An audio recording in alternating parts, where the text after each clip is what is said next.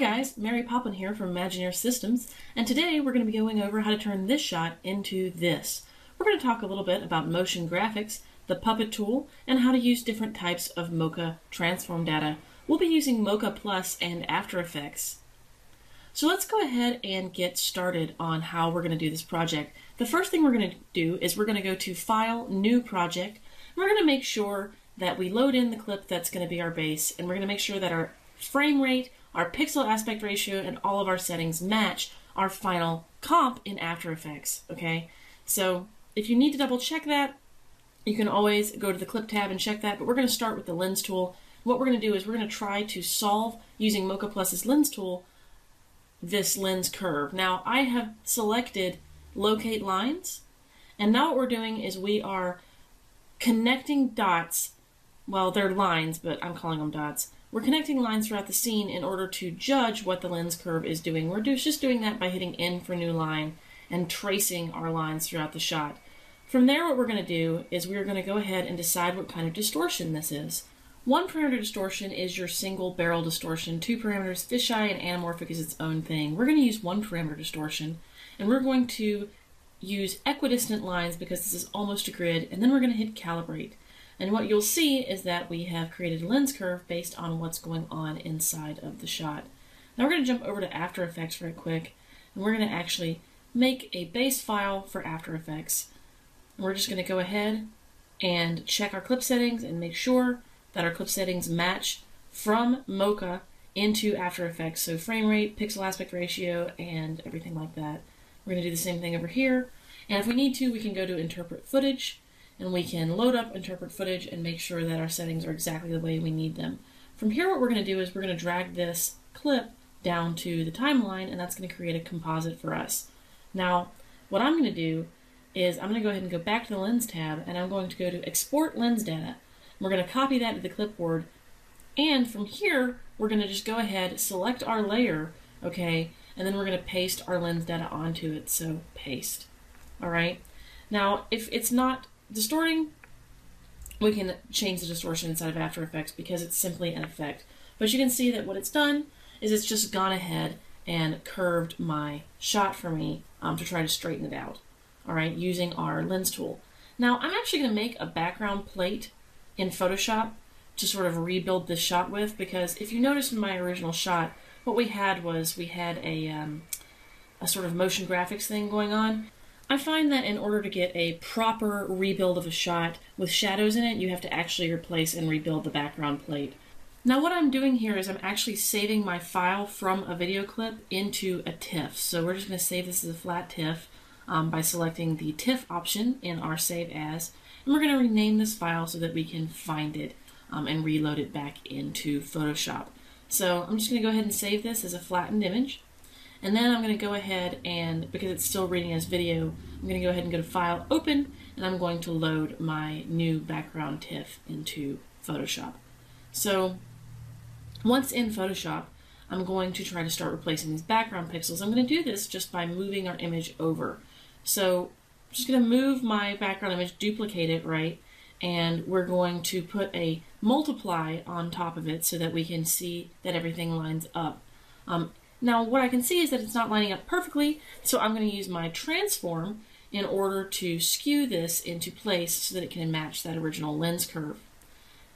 And as soon as we have it adjusted where we think we need it, what we're going to do is we're going to go ahead and we're going to do a marquee selection with a rectangle, and I'm going to go to Select, and we're going to go to Modify, and then once in Modify we're going to go to Feather, and then we're going to feather this about 20 pixels and hit delete. Okay, so now we have this gradiated replacement pixels over the background. Now I'm going to do the same thing again to this other section. We're just going to make sure that her arm goes off screen and that everything lines up. All right, so it's pretty easy to do, pretty easy to rebuild a shot. You'll notice the lighting isn't 100% lining up, so we're going to fix that as well. We're just going to use hue, saturation, and value, and we're going to just darken that to match the shot and save it. From here, we're just going to go ahead and load that right back into After Effects. So we're going to load our background TIFF into After Effects, and we're going to drop that into our comp for later use. Okay, this is going to become important when we start to rebuild our shot, because obviously there's a couple of things we need to do to fix this shot. And we can just put our lens warp right over the top of our background plate, and it'll warp the same as our other plate. Now, I'm going to load my footage back in over the top of that. And what we're going to do is we're going to go and hop back over to Mocha, because we're going to start to do some roto on this girl to put her back into the scene. So, from here we go to the Track tab. Inside of the Track tab is where we can do all our tracking and rotoscoping. So let's look a little bit at what we have to do. We're going to have to roto her arm, and we're going to have to roto that in 2 pieces. And the way we're going to start that is we're going to grab our X-spline, and we're going to start to cut her up into paper doll shapes. Okay? So we're going to go ahead and draw our X-spline around her arm and adjust our points using our selection tool to be about where the outline of her arm is. We're going to actually track and roto at the same time. We don't always do that, but for something as simple as this, it's okay to track and roto at the same time. The next thing we're going to do is we're going to go ahead and build a new shape for her bottom arm. Now I'm going to try to use the Join Layers tool to get these layers to connect over one another, but I'm not 100% confident that that's going to work because of the way skew data works. So let's just go ahead and look at these, and we'll see if we can track them both at the same time. And you can see I actually need more tracking data on her forearm to get a better shape. So we're just going to go ahead and delete that shape. And we're going to make roto shapes that overlap each other to roto her arm. So we're going to roto the top of her arm first, track that through. And you can see that we are adjusting our points as we move through the shot. Now I've sped this up so that you guys don't have to like boringly watch me do roto all day. But the gist is the same. We track and roto and adjust our points. And what we end up with is about 1/3 of the keyframes we would normally use, and we end up rotoscoping things in about half the time. So what you can see is that Mocha actually animates according to the track, and it actually animates between keyframes while it's moving them around the track. So we end up with way less keyframes than we would normally have.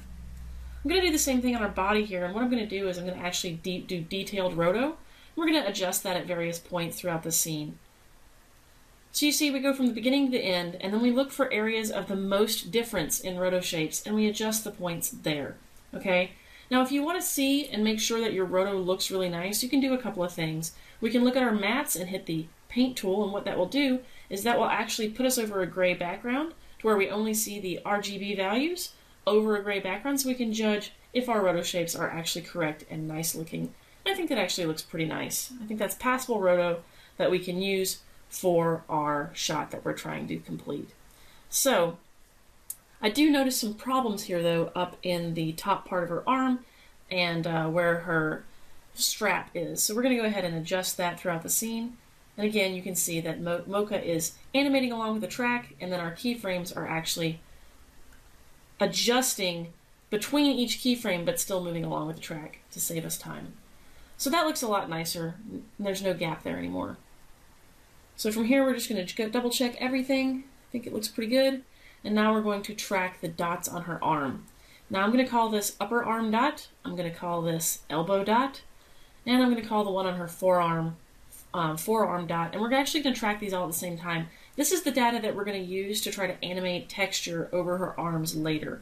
And we're going to do that with the puppet tool, and I'll show you how that works.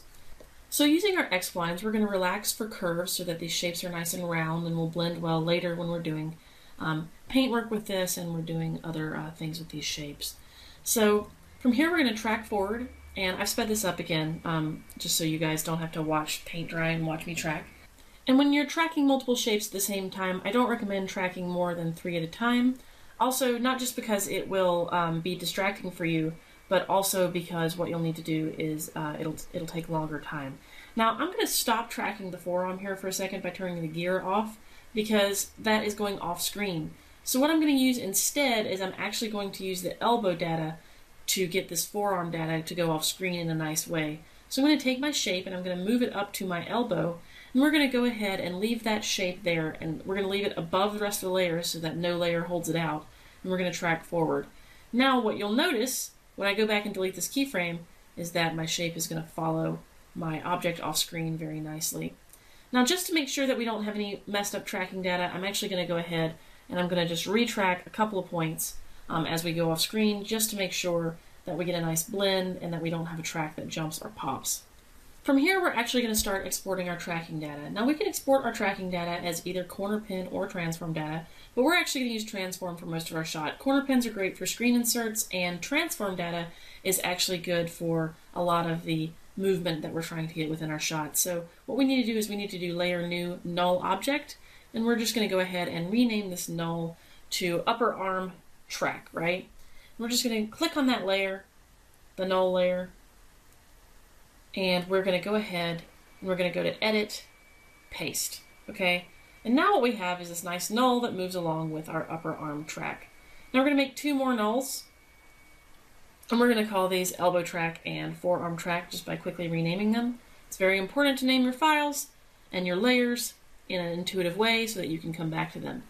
So what we're going to do is we're going to go ahead and finish adjusting these nulls. We're going to go back over to Mocha, and in Mocha we're going to export our transform data over to our null and just paste it on there. We make sure that we paste it on the first frame every time, because otherwise it won't line up, and it has to be the first frame of the clip. Now that's important to note. If your clip is super long and you've trimmed it in After Effects, it's going to paste at the beginning of the clip no matter what. From here, what I'm actually going to do is I'm going to show you how to use Paint using the clone tool instead of After Effects using Mocha tracking data. So we're going to take our clone tool, double click on our layer, and we're going to go ahead and use Alt to select where we want to pull from, and we're going to click and drag to paint over the arm. We're going to do the same thing in a couple of places, and what we're actually going to do is we're going to take Mocha data and we're going to apply the Mocha data transform to these paint sections, okay? And I'll show you how to do that. So once inside of our layer, we're going to select our strokes, okay? We're going to pull this up to the top so we can see what's going on. And inside of our strokes, we're going to find the transform position of our stroke. We're going to rename our layers again just to make sure that we know exactly what we're painting. So in this case, we are going to name everything forearm, and then elbow track, and then upper arm track, and we're going to actually link all of those to our tracking data that we pulled from Mocha and put on nulls. So it's very important that we take the position data, okay? So it's going to be in the transform under position inside of our stroke, okay? And what we're going to do is we're going to take our position and we're just going to copy that data, and we're going to either paste it into our stroke data, or we're going to select Alt onto our position data. So what we do is we select Alt and we click on the position data, and we can click and drag. It depends on what you want to do. I just like copying and pasting it, and we're going to go ahead and slide our strokes over so that we make sure that we cover the entire comp with our stroke and make sure that it runs in every frame and not just the last frame that I painted on. So that's like an important thing to note when you're doing paint work. Drag your strokes over so that they match the entire shot. From here, what we're going to do is we're going to keep pasting our tracking data in. You can see our tracking data is moving along with our wrist, okay? So what we're going to do is we're going to go down to our elbow track. We're going to copy that position, and we're going to go to the transform data on our elbow stroke, and we're going to find the position data and transform and paste our keyframes there. We're going to do the same thing for the upper arm track. Just going to paste our position right on the position scale right there. All right, what you can see is that our stroke now moves along with the rest of the shot. So you'll notice that because we have pulled the clone location from one point of the shot, that point is remaining constant throughout the shot. That means we're actually going to have to change our point that we are choosing and animate that throughout the scene in order to get a nice solve on the wrist, the elbow, and the upper arm. So we're just going to animate the offset of the clone tool. Okay, so we're just going to go ahead, move through our shot, make some keyframes, and we do that actually under the stroke options, and under stroke options we go to clone position, and we change the clone position throughout the shot. So in order to change that, we find where it's the most off, the same way that we animate rotoscoping, okay, and we change it to match the values and location as best we can by picking the best point to choose our clone area from, just like this.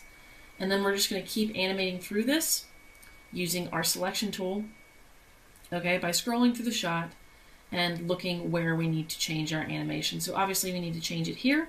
So we're going to change our clone position again, and we're just going to keep changing it until we end up with some nice values, just like this. And it's going to take some fiddling to get this exactly the way that you want to get it. Fiddling, of course, being a super technical term. So I'm not going to make you tediously watch me hand animate every single one of these points over, like, you know, the 5 or 10 minutes it took me to do it. So what I'm going to do is I'm going to actually just speed through this and show you that we're just animating the stroke position. Now from here we're actually going to add a blur over the top of everything. I like using box blurs, okay? Because box blurs are computationally inexpensive. And I'm using a blur to just sort of get the edges of my paint strokes to look nice as they blend with the rest of the shot, okay? So you just adjust it until you feel like it looks right. It's pretty simple to do. It's just like, you know, effect blur. And we're going to go ahead and we are going to duplicate this a couple of times. And we're going to rename this. And we're going to put it over the top of our paint fix. Okay, so we're going to name this upper arm, name this elbow, and we're going to name this forearm. Okay, and we're just going to make sure that these are all separate. And from here, we're actually going to make new solids because we're going to use solids as alpha mats for these sections. And here's where we're going to start to use our roto from our dots. So we're going to copy our export shape data, okay, to our clipboard. We're going to go to After Effects. We're going to select our solid, and we're going to go to Edit, Paste, Mocha, Mask.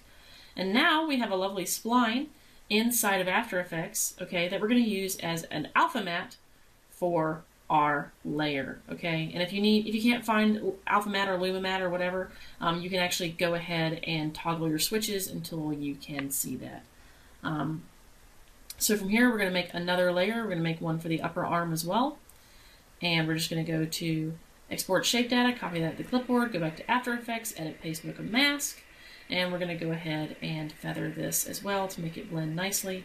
And what you end up with is a really nice blend of all of your shapes. It looks like a nice arm fix. Now I'm not 100% thrilled with the forearm fix, so I think I'm going to do some adjustments. I think I'm going to do some lighting adjustments, and I think I'm going to do some blur adjustments on that layer. So let's just go ahead and we'll select our layers down here.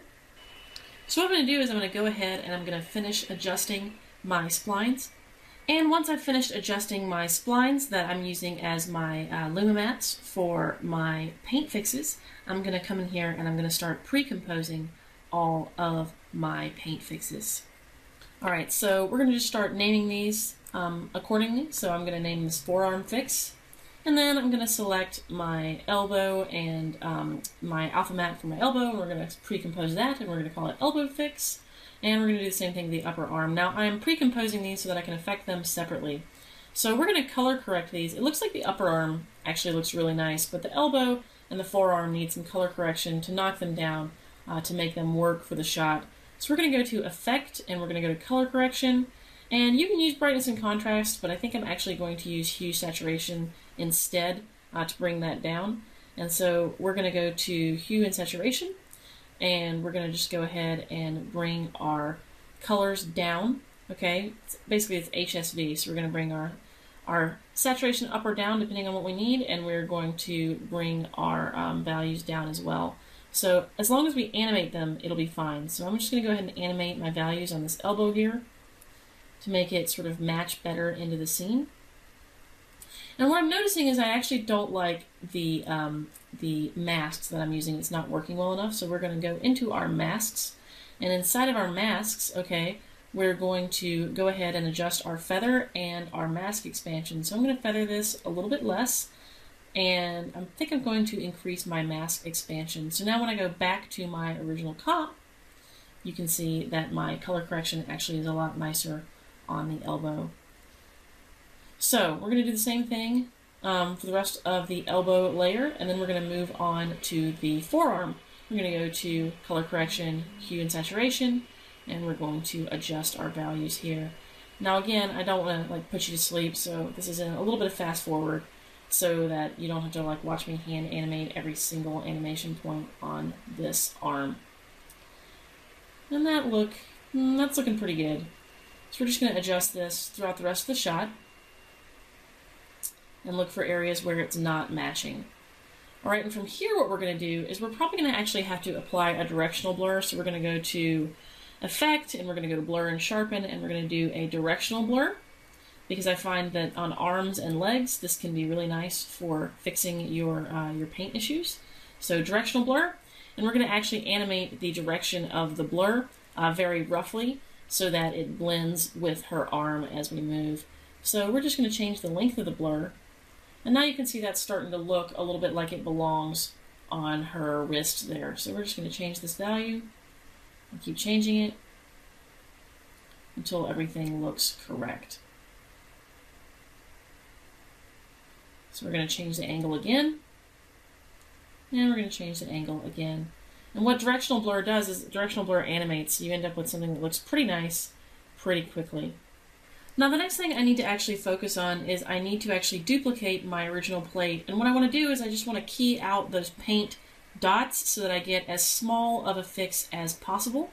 So we're going to use a color key, okay, and we're going to take this color key range, and we're going to go ahead and we're going to select the tape color, and we're just going to go ahead and soften that. And we're going to use this so that we end up keeping a lot of the values of our arm and the nuance of detail so that we don't lose it when we did our paint fixes and our blurs, okay? But our blurs will help us blend this back to the original plate. So we end up with something that looks like that, and that actually looks really nice. So I feel like my paint fix is actually correct now as opposed to the big blob mess that I had earlier, okay? So that's pretty much how you do paint inside of Mocha and After Effects, and it's actually pretty quick. We're going to go ahead and pre-compose all of this into one paint fix. Okay, and we're just going to call this paint fix so that we don't have to mess with this later in the shot. The other reason that we're pre-composing all of these, we're going to actually move all the attributes into this pre-comp, is so that we can use this as our new layer when we rebuild the shot. So we're going to go back over to Mocha. And back over in Mocha, what we're actually going to do is we're going to select all visible layers, we're going to copy them to the clipboard, and we are going to go back over to After Effects. We're going to select our white solid and go to Edit, Paste Mocha Mask, okay? And we are going to use this as our new layer that we cut our new painted layer out with, okay? So it's going to be our Luma key or our Alpha key. So we're going to go to Alpha Matte, all right? And now what you're going to see is that we're going to rebuild our shot, okay? So we're going to rebuild our background. So notice that our new background doesn't have any shadows on it. So I'm going to go ahead and pre-compose my foreground element, okay, as the FG girl, just because I like to keep my files as organized as possible. And now I'm going to duplicate that, and I'm going to do a color correction, hue saturation, and we're just going to go ahead, brightness contrast, and we're going to go ahead and we're going to actually pull the brightness and the contrast down as much as possible. We're going to offset that behind our pre-comp of our foreground girl, okay? And we're going to actually transform this. We're going to rotate it just a little bit so that it looks like it's in the proper location. We're going to use a box blur to just blur this background element because we're going to use this as a shadow, okay? And I'm actually keeping the values in the shadow because I feel like that gives me a richer shadow as opposed to just a flat one. And we're going to go ahead and knock this down in opacity until we feel like it looks like an appropriate shadow behind her, and move it in space until it looks like it is in the correct place. So now that looks like a nice shadow. From here, what we're actually going to do is we're going to make a new solid, and we're going to actually ramp the background down in the same way that the background is ramped because of her secondary shadows. So we're going to go to Effect, Generate, and under Generate, we're going to go to Gradient Ramp, okay? And we're just going to put a black and white gradient ramp over the top, okay?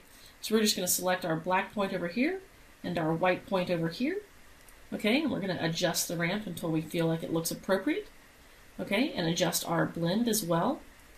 And then now we're just going to go ahead and change the values of the ramp a little bit, and we're going to go to Multiply.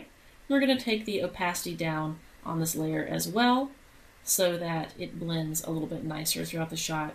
And what you can see is that actually creates a nice rebuild of the shot that we can put stuff behind without having to worry about missing any edges or like having any blend problems whatsoever. So we're going to just zoom to where we can see everything going on here. We're going to go to Layer, New Solid, and what I'm going to do is I'm going to make a black layer, and we're going to actually make some of those stripes that we had been working on that you saw in the beginning when we were showing how the final shot looked, okay? So we're going to call this Moving Graphics, okay? And we're going to go ahead and we're going to actually use our mask tool to mask this out along with our grid. But first we're going to multiply this over the background so that we can see what we're doing. And we're going to take our opacity down. Now, if you can tell, I like using opacity a lot because it means I can see multiple layers. So we're going to start by selecting our mask tool, and we're just going to take our pen tool here, our little mask tool, and we're going to cut out the shapes that we want to have on this background. Now, I'm just going to keep adjusting these shapes to make sure they look right. I want them to line up with the grid because I'm going to actually offset them with the Mocha tracking data, and I like the way that the grid offset looks for these background bars.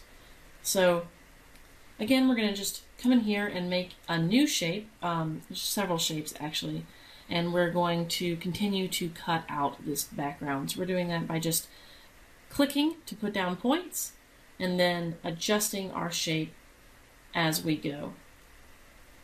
Now, I like to use as few points as possible for straight lines because otherwise you can end up having graphics that don't line up and don't look correct.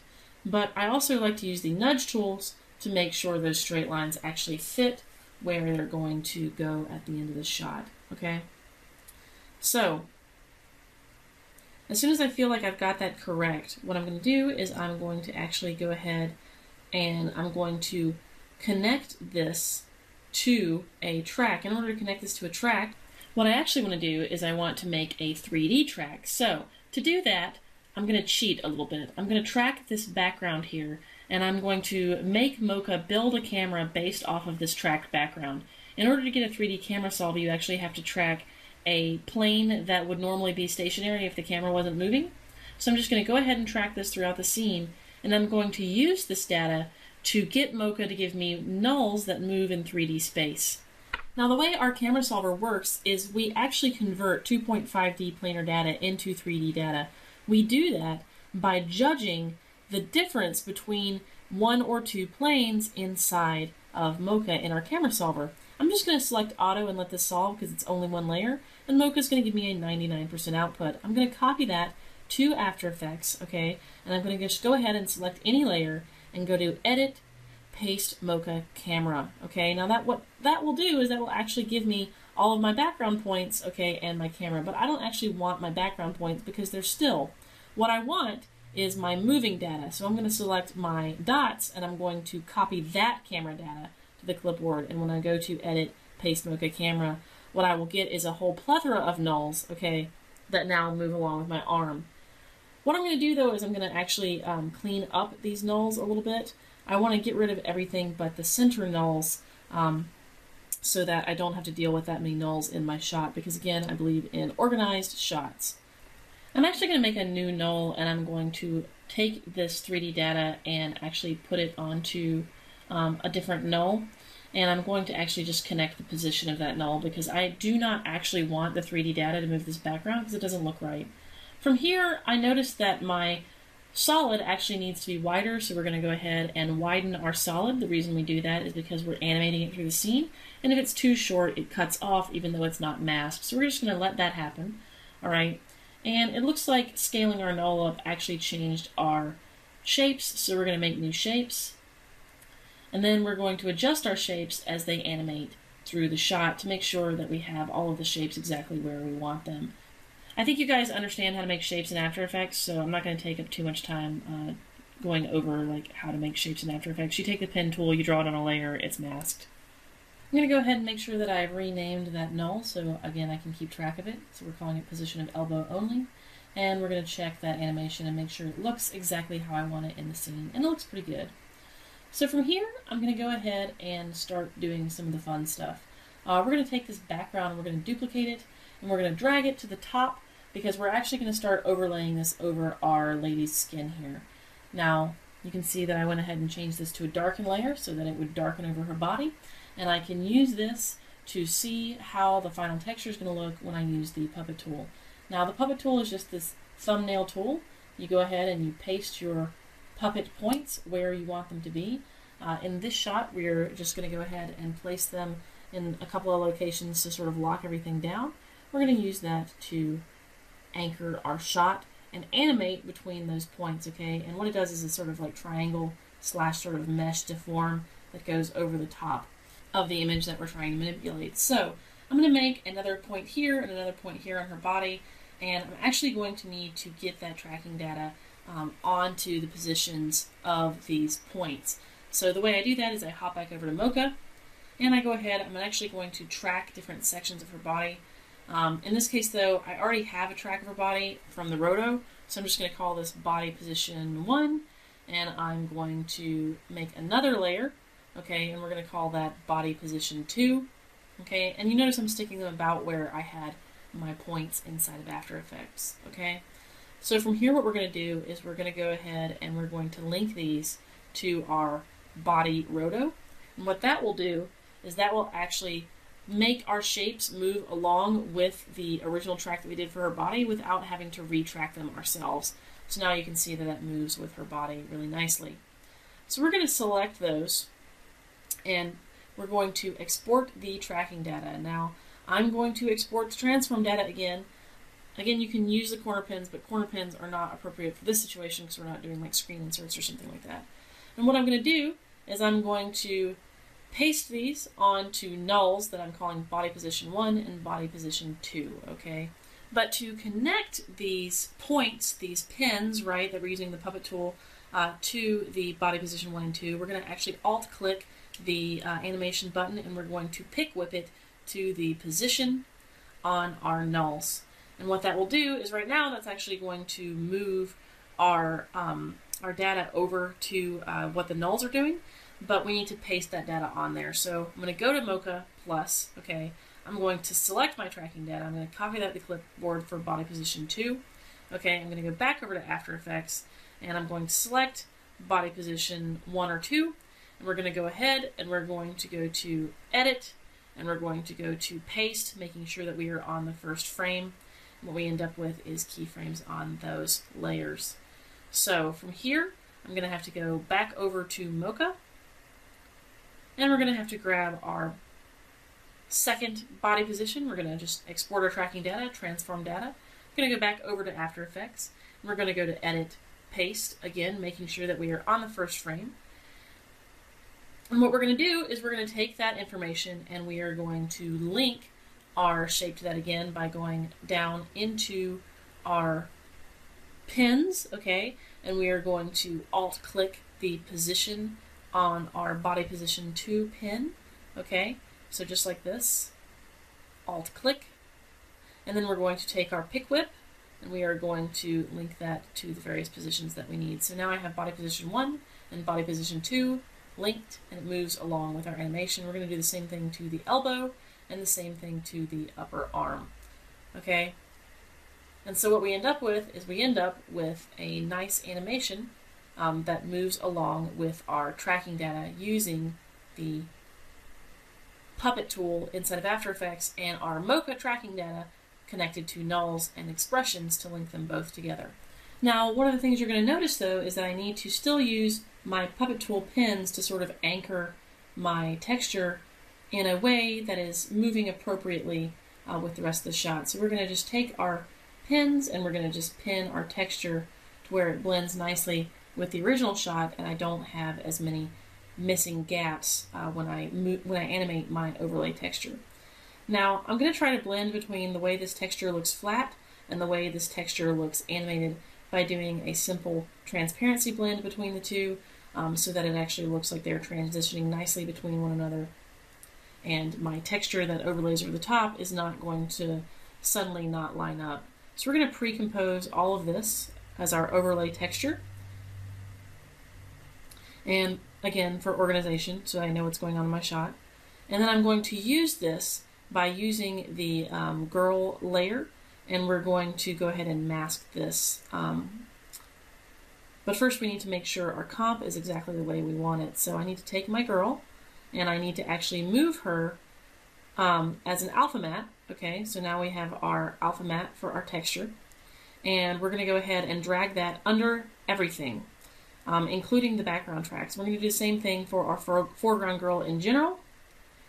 And what we're going to have to do is we're going to have to actually blend so that this looks like no one is there, and then we're going to bring them back into the shot. So I'm just going to adjust my layers and make sure that everything is exactly where I want it to be and animating the way I want. And now I'm going to go ahead and make sure that I have named all of my layers so I can tell what's going on. And what we're going to do is we're going to actually start blending between everything. So for my shadow, I'm going to go ahead and make it visible at like frame 20, but invisible at frame 1. So as she appears into the shot, it becomes apparent that she's coming out from the wall. And we're going to go ahead and we're going to duplicate our foreground girl, and we're going to move her over our image, and we're going to also do a blend so that she appears sort of at frame 20 or so that we end up with a nice blend between the wall and then this girl sort of coming into being. So we're just going to go ahead and see how that looks. Looks like we need to adjust her opacity, so we're going to come in here to opacity, and we're going to sort of make her appear in the shot a little bit more, just by very nicely having her blend in, right?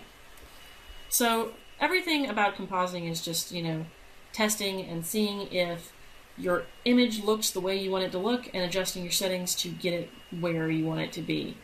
So in this case, we're also going to have to blend our overlay of the background image, and we're going to actually have to have our girl appear by cutting in and using a mask on that background image so that she's not there originally and then she is there at about frame 20. So here we're going to have her sort of pop in. And you can see that that background data is actually starting to move behind her. So from here, what I actually want to do is I actually want to think about starting to put my text into the shot, and I want that to sort of move along with her elbow. So the way I need to do that is I select my text tool, and I go ahead and I type in what I want to put into the shot. In this case, we're just going to put some 3D text in here that says mocha. Alright, but in order to make this text 3D, I have to do a couple of things first. One of the things I'm going to do is I'm just going to go ahead and link this to our 3D data, and you can see that that's actually moving with our 3D data, but that's not necessarily the data that I want it to move with because we have scale and rotation in there as well. I don't necessarily want that to go along with my shot. So instead what I think I want is I want the position data, okay? So we're just going to go ahead and take that position data and we're going to link, we're just going to copy and paste that instead and use our offset to sort of get mocha where we want it. Now in this case I actually am going to use my anchor point to move my mocha data along with our track, but have our anchor point be somewhere else so that the mocha is anchored, but using my 3D elbow data. Now, there's a couple of things that I need to change. I want to try to turn this into a 3D layer, okay? Well, in order to turn this into a 3D layer, you can see that I don't have all of the options that I would normally have if this was a true 3D layer. So what I need to do is I need to go to my composition settings. In my composition settings, I go to advanced, and I actually change this to Ray Trace 3D and click OK. And what this will do is this will actually convert my scene into something that can actually use 3D data, and we hit OK. So now you can see that we actually have extra options inside of our text. We have geometry options. So what I'm going to do is I'm going to come in here and I'm going to adjust my X, Y, and Z values a little bit. And we're going to go ahead and animate this mocha logo around in 3D space along with our 3D track. Now, I don't actually know that I love that, so I think what I'm going to do is I'm just going to use the X, Y, and Z position instead. So we're just going to go ahead and go to our position data, and we're going to get rid of our keyframes that we just made, and we're just going to paste our 3D data back onto the scene. So now it moves a little bit more in true 3D space, and I still get the benefit of having it be 3D by looking like a 3D object. So that is how you use all of the data out of Mocha Plus along with After Effects to build really sophisticated shots in a very quick time frame, including paint, using the puppet tool, and inserting 3D objects and motion graphics into the scene. So you end up with something that looks a lot like this. If you have any questions, please contact support, use our forums, or check out our more free videos on www.imagineersystems.com. Thanks so much for tuning in, guys. We really appreciate it, and we hope you have a wonderful day. If you're interested in Mocha Plus, talk to our sales team, go to our web shop, or talk to your favorite local reseller.